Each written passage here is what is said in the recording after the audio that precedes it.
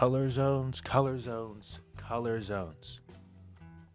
That is something you've probably heard a lot in painting, but when you're texturing skin, it's something you want to do as well. So this is going to be a shorter video, and it's going to be a little intro to what to do with skin and not making it look so flat. And at the end of the video, I'm going to add in an industry secret that I learned while I was in school learning about making art for games. Okay, so let's start with the color zones. I'm going to go bottom to top. Blue, red, and yellow. Those are the colors that you need for the color zones. And I'm going to put in a graphic of something that I'm working off of, that a lot of people work off of, let's be honest. But it's going to be where to put these color zones. Where does the blue, the red, and the yellow go? Well,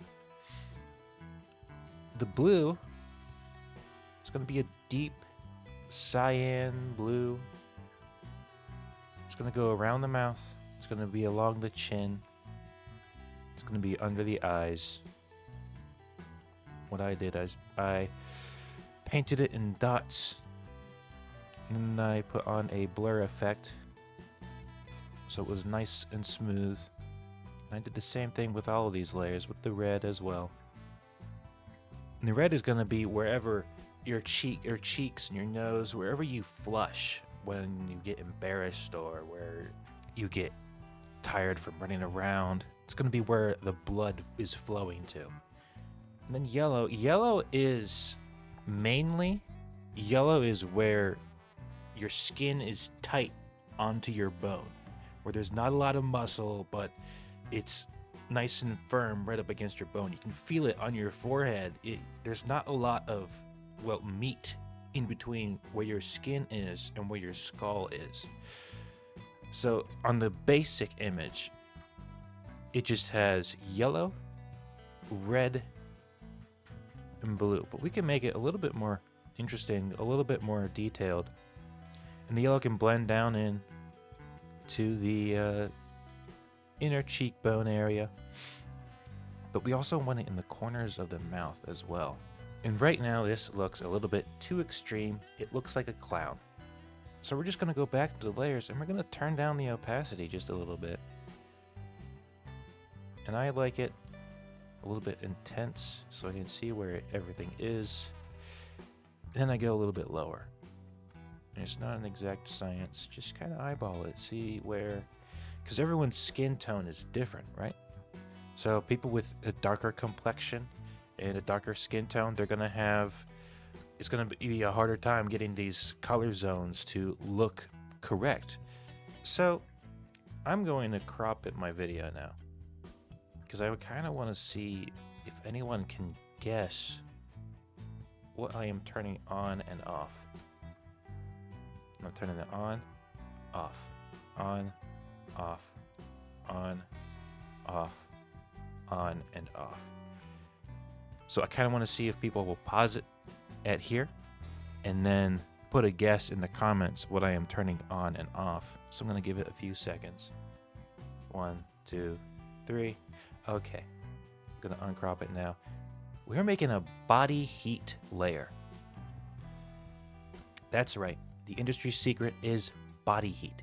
And the way I was taught it was that our brain will subconsciously know if someone is alive or dead because we are always looking for body heat. And everyone radiates heat. It's like 90 something degrees internal temperature for the human body. That's pretty hot. So this layer, I'm going to turn up the opacity. I'm going to make it a normal layer. But you can see it's got that color zone area of where the red is. So we want it across the nose and on the nose. Let's get rid of that so it's only the painting part. And we want it to follow the veins down the neck, the tips of the ears, and the back of the head.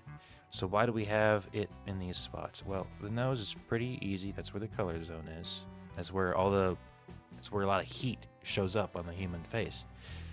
But the chin, if you know anything about boxing, if you hit someone in the chin, that can knock someone out because there is a lot of nerves in the chin. So there's also a lot of blood in the human chin.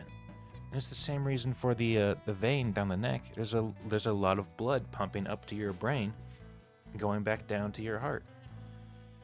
And the ears, it's pretty simple. The ears aren't very thick. You can shine a flashlight through them. So we want the ears to be just a little hot. And same for the back of the head. The human brain is right here. This is where a lot of action goes on. So we want to have a lot of blood pumping in the back of the head. And then I have another layer that's just a little bit extra heat here and there. Not a lot, just to accent what I already have painted. We want this to be a multiply layer because we want it to affect the skin color. But this is also super ugly. So we turn down the opacity and we want it really, really low to the point where we turn it on and off. It's a very subtle change, and even this I think is a little bit too high.